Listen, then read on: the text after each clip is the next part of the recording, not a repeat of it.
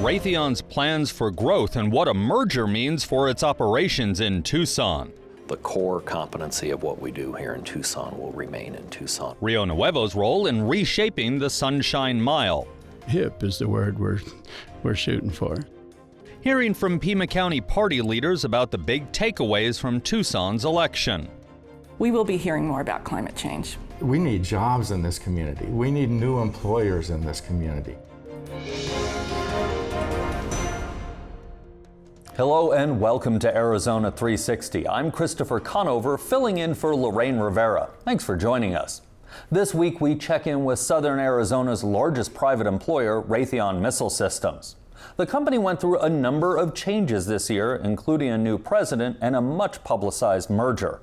I spoke with new president Wes Kramer to learn more about the company's future in Tucson. Wes Kramer took the reins at Raytheon Missile Systems in late March, putting him in charge of a company that employs more than 13,000 people and did more than $8 billion in sales last year. In Arizona, the company's annual economic impact tops $2.6 billion. That according to a report the company commissioned from Arizona State University. As for Kramer, before rising through the ranks at Raytheon, he served 11 years as a weapons system officer in the Air Force. You were in the backseat of F-111s, F-15s.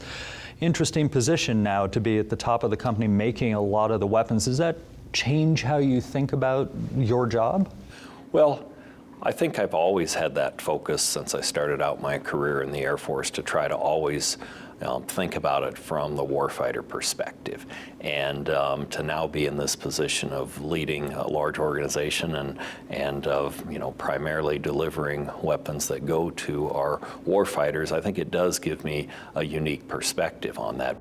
In addition to developing missiles, Kramer is eager to advance Raytheon's ballistic missile defense systems, like its kill vehicles, designed to collide with and destroy long-range ballistic missiles in space, something Kramer likens to the type of technology President Ronald Reagan first called for more than 35 years ago.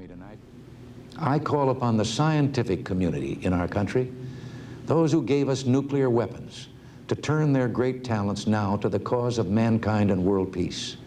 Since President Reagan made his famous speech in the 80s around creating a missile defense shield, a lot of that activity has been here. The next new wave is hypersonics, and we talked a little bit about, that's weapons that travel, faster than Mach 5 or 5 times the speed of sound. The next generation of stuff, you go from where we are today to Mach 5, is then eventually to getting to speed of light weapons. So lasers, high-powered microwaves, of course, cyber happens at the speed of light. All of those things like that are also areas where we're investing and where we're winning programs and developing new and exciting technologies.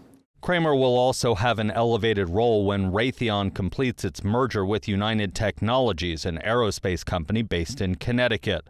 He'll serve as president of Integrated Defense and Missile Systems after the merger closes, which is expected sometime next year. A lot of people got worried that Raytheon could go away. Is that a valid concern? No, Raytheon's not going away. We have such a large base here of not only employees but facilities and investment. And so, there will be an upcoming decision about where the headquarters goes, but the headquarters is not a large number of jobs. The core competency of what we do here in Tucson will remain in Tucson regardless of those decisions. The merger hasn't led Raytheon Missile Systems to put the brakes on expanding in Tucson. It plans for growth, including hiring 1,000 new employees in the coming years and continuing to build new facilities.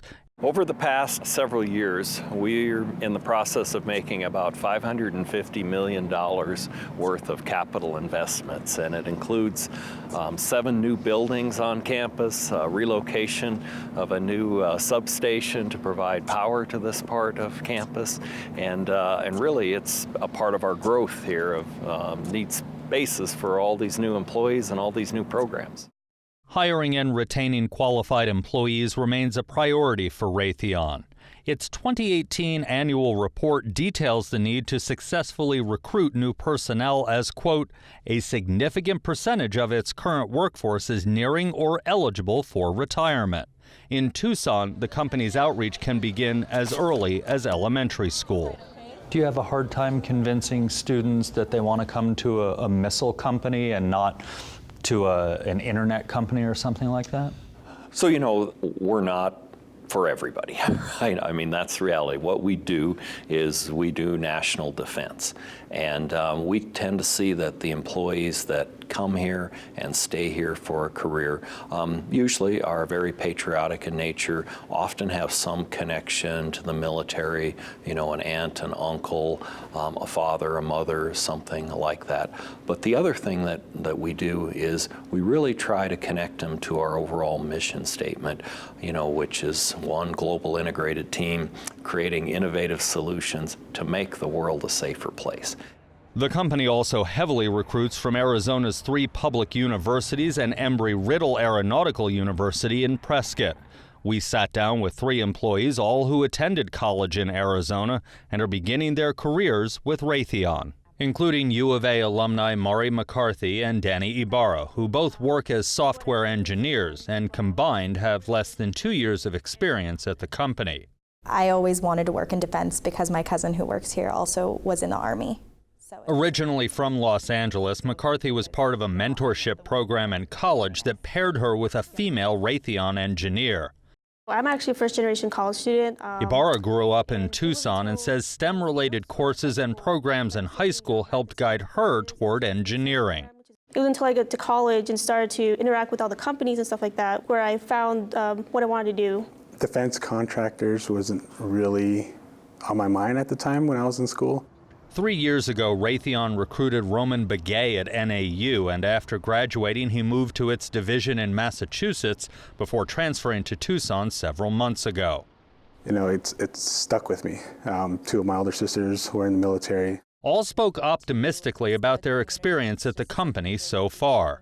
I consider my coworkers my family at this point. And all volunteer their time outside of work in different STEM programs, including at the U of A. That's where I'm actually being able to coach on and mentor students. Desert View High School. Now I'm one of the women that are representing us for the younger age. And San Javier Mission School. We're showing these kids that, Native Americans are in these STEM fields, that, they can make it past high school and pursue college careers. Fostering a sense of service is part of Raytheon's strategy to decrease turnover, according to Kramer. Our data shows that once an employee has been here 5 years, then we usually keep them for a long time. It's really that first 5 years that's the most critical.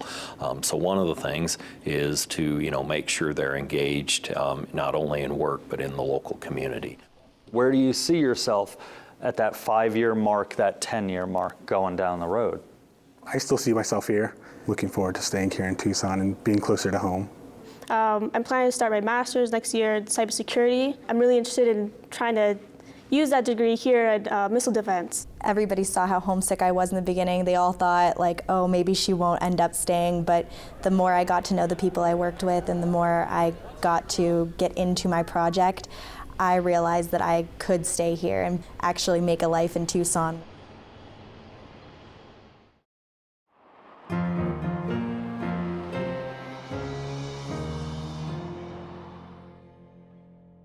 Early next year, crews expect to break ground on a project that voters gave the green light more than a decade ago.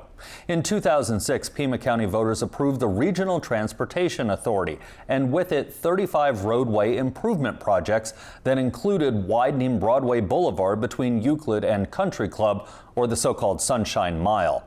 After years of back and forth over the design, the plans call for widening the road to 6 lanes with more bus pullouts and space for cyclists and pedestrians. Since Rio Nuevo's district covers the area, it will have a big hand in the final look. In Arizona Public Media's radio studio, I spoke to Rio Nuevo Chair Fletcher McCusker about the district's vision for the project. So what's Rio Nuevo's vision for the Sunshine Mile?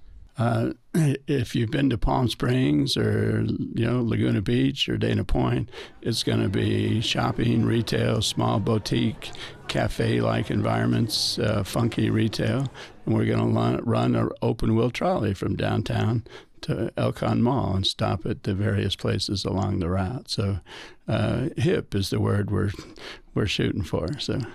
You mentioned an open-wheel trolley. Is this the first beginning of the expansion of the streetcar, possibly? Well, that's very expensive. That's $50 million a mile. So I don't think in our lifetime you and I will see light rail going to Elkhorn or to the airport, which has always been the fantasy. But we can certainly offer an open-wheel alternative to that and make it fun. Places. The biggest challenge we're going to have after the widening is going to be parking. So we've got to think creatively about how to move people up and down that 2-mile stretch. McCusker says Rio Nuevo anticipates it will spend about $2 million on the project. At no cost, it took over the titles of more than 36 properties purchased by the RTA. Rio Nuevo is now responsible for prepping those sites. That includes moving several bungalows back from the widening zone and finding developers to partner with who can then contribute their own funding. The properties that Rio Nuevo inherited on Broadway, will you keep those or will they be sold eventually to the developers or somebody else? We're going to keep them probably till we sunset. Our objective there is to create sales tax. That's really the Rio Nuevo mandate. So our hope is that they all become food, beverage, retail. They all contribute to the sales tax base. We get 50%, remember, of that sales tax. So we're investing really in ourselves. The widening was approved years ago and is just getting going. Is it still compatible with what Rio Nuevo wants to do on the Sunshine Mile? We never had a dog in that hunt. We stayed out of it was quite vitriolic, the history of the widening, particularly the historical preservation people really objected to it. And a lot of the residents were wondering, why are we widening the street? So we just stayed out of that fight. Eventually, it was approved, and the RTA argument is the voters approved this. We're gonna fulfill that project. In the process, about 40 properties would have been torn down because they basically are stripping away the frontage. All of those storefronts now can park in front of their stores. That will become the new Broadway. So the city was going to condemn them, acquire them, and demolish them. So we stepped in and said, look, why don't you, if you're going to tear them down, why don't you instead give them to us? We'll activate them as retail. And the swing for us and the state is about $5 million a year of new tax dollars. And so parking will then be behind, but then also the open-wheel trolley to help people get down We're there. going to be really creative about parking. We're looking for adjacent parcels, shared parking. We're going to activate the alleys so people can access the back of these properties, and we're going to increase public transportation. A lot of talk in the community, as you have mentioned, about saving those historic buildings. Why do you think it's so important? Why do people want to save those buildings on Broadway? We've been pretty bad historically about saving our legacy properties. The Tucson Convention Center was the worst example of that. That was part of the original barrio, and it was literally torn down in the name of urban renewal. So we lost a lot of 19th century properties. Most of those properties were built in the 1920s to 1950s. So they are indeed historic, but moreover, they're designed by many of our most famous architects. So the community, particularly those that know the history of these properties, really wanted to see them saved. Thanks so much for sitting down with us. Happy to be here.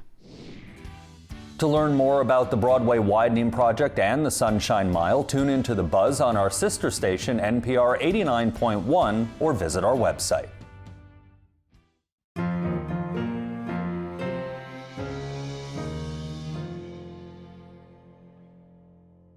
Results from Tucson's election earlier this month proved to be a mixed bag. While Democrats swept their races, the Sanctuary City initiative backed by Pima County Democrats failed overwhelmingly.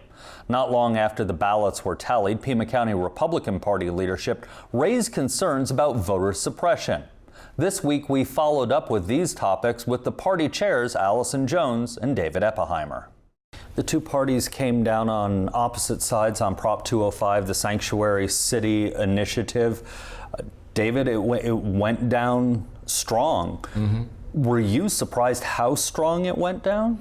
Well, I think there was a bit of a surprise there that it was that strong. I mean, I had been saying leading up to the election day that I thought it would be close. You know, there were lots of competing factors in terms of various positions for and against, different constituencies for and against. So you had competing dynamics. And I thought it would be a bit closer. And obviously I was happy with the margin of defeat. To me, it showed that Tucson voters really understood that issue, got past the rhetoric, and really understood what it would have meant to Tucson in terms of adverse conditions for future growth, and they voted against it. Allison, lots of attention on Prop 205, mostly against it from the governor's office and even further outside Tucson. Was it a winnable proposition? You know, I was never really comfortable predicting how 205 would go. I know my executive committee voted to support it. It did turn out to be a very complex question. Most people are not legal scholars. Most voters are not legal scholars. And there were opinions on both sides from experts that it would either not withstand a challenge or that it would. And because most voters aren't legal scholars, I believe what happened is they decided to stick with the status quo because that's what they know. We do have a plan B as Democrats, and it is to take the state legislature in 2020 and overturn SB 1070.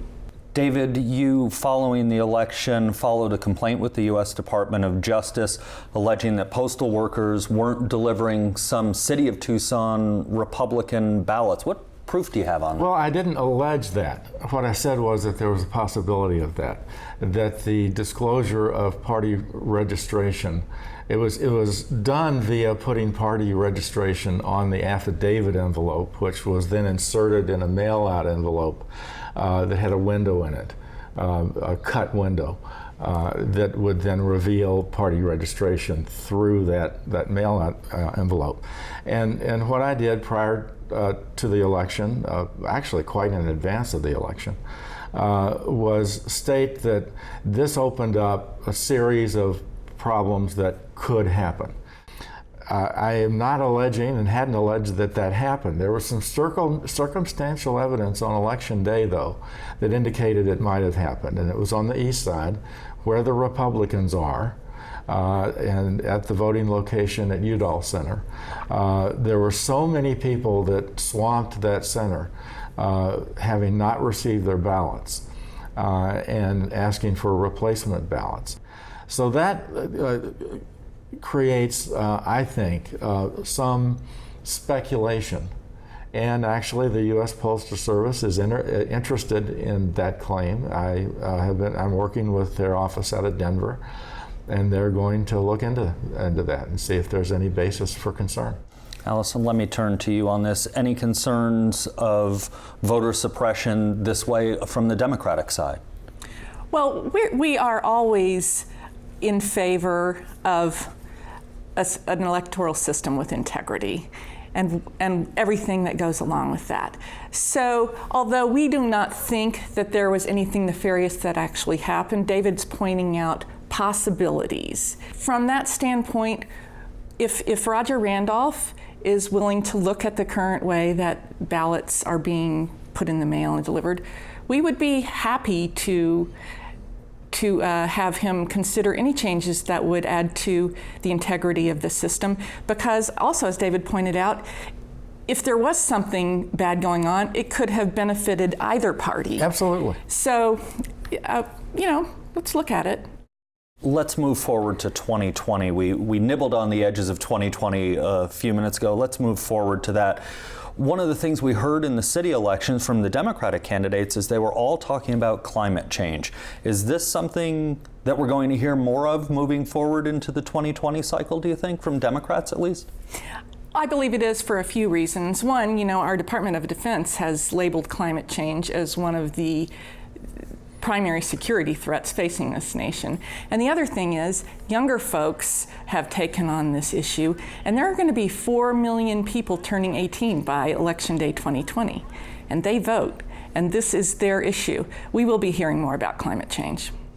I think, and we think, that it's ludicrous, actually just ludicrous, that the number one issue for a mayor in a medium-sized American city should be climate change. We need jobs in this community. We need new employers in this community. The infrastructure of Tucson and Pima County is falling apart. It's unsafe in many, many parts of town, and that has now bled into the east side, which has always been the safest part of Tucson. That's the kind of thing that our new mayor should be looking at, and not climate change. Allison.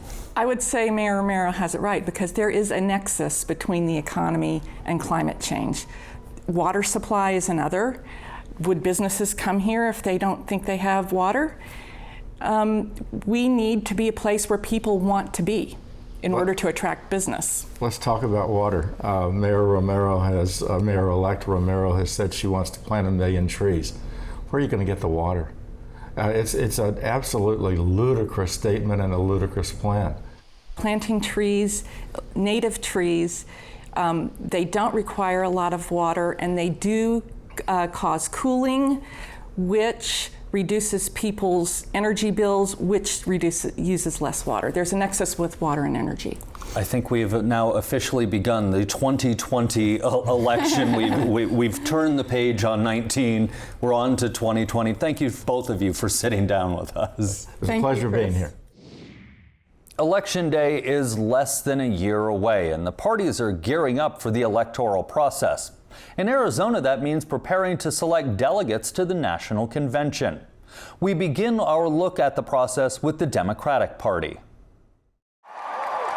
Madam Secretary, Arizona cast 34 votes for Senator Sanders. On a recent night, Democrats living on Tucson's northwest side gathered in a library meeting room to learn about becoming a delegate for the 2020 convention in Milwaukee. Last time we had the most diverse delegation in the nation. So we have goals to reach for people with disabilities, young people, equal male and female, various ethnicities, that sort of thing. The Arizona Democratic delegation will be 79 people. They have to run for the seat. Those elections are among party members and take place at congressional district conventions and the state Democratic convention. The group also includes some elected officials. If we had a Democratic governor, it would be automatic. Our congressional people and senators, if they're Democratic, would be automatic. The second level is other, say, legislators, mayors, those kind of people, and there it's competitive. Larry Bodine is the precinct committeeman for Legislative District 9, which includes the Catalina foothills. I'd just like to see it for myself and meet all of the candidates face to face and basically do my part to represent the people here in the foothills. Alejandra Guzman is focused on the issues in federal government. We have brothers and sisters, and we have our kids, our children that are going hungry. We have a lack of housing here. How can you not do something? And I want to invite all the Hispanic, please go out to vote.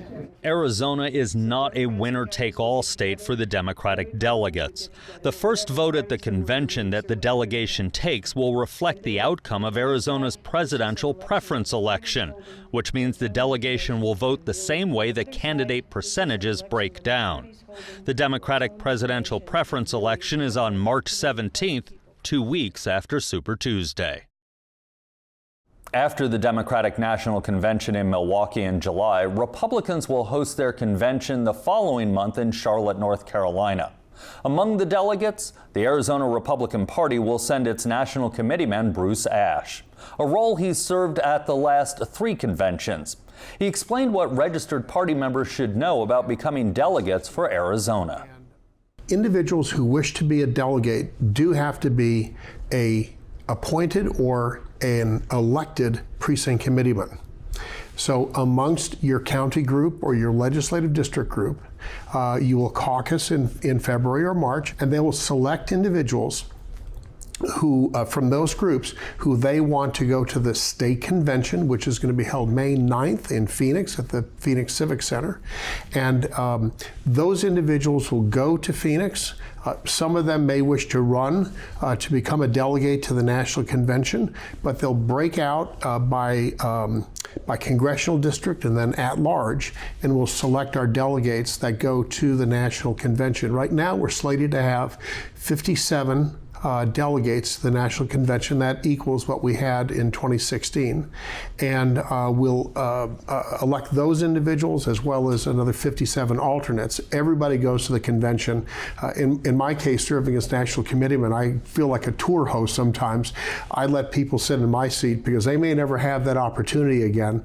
And I sit up in the stands and watch and just kind of enjoy the process. Statewide office holders like that, members of Congress maybe, who are Republicans, do they get, for lack of a better term, an automatic bid to be a delegate if they want to be one? Yeah, great question. So the only individuals that have an automatic bid are myself as national committeeman, my seatmate, the national committee woman, Laura Klein Corbin, and then the state party chairman. Is there anything the party is looking for when it comes to delegates, equal numbers of men and women? The president has made it very clear that he wants to have a diverse a group of individuals serve as delegates, men and women, so genders are represented equally as possible, as well as people of color. It's very important that we show in Arizona our commitment to diversity. In years past, Arizona has had a presidential preference election for Republicans and Democrats. This year it's just going to be Democrats. Does that make a difference in the delegates who they support? Well, it would be difficult for that person to probably get elected as a delegate, but they can certainly try. The Democrats in 2012, when they had the White House, President Obama, they didn't have a primary as such. And in 2004, the same thing for Republicans, and then back in 1996. And actually, for years, Arizona was a caucus state. And it was a tradition in Arizona to have these caucuses or these closed party sorts of selection processes. So, we're saving the taxpayers probably somewhere between $3 and $3.5 million. We're paying for all of this ourselves. The president and his re-elect team don't have to come to Arizona and do politicking and spend millions of dollars potentially on media. We look at it as a plus both for us as party officials and also for the public. It's one less political commercial that everybody's going to see on TV or listen to on the radio. That's all for now. Thanks for joining us. To get in touch, visit us on social media or send an email to arizona360@azpm.org. We're taking a break for the Thanksgiving holiday. We'll see you in December.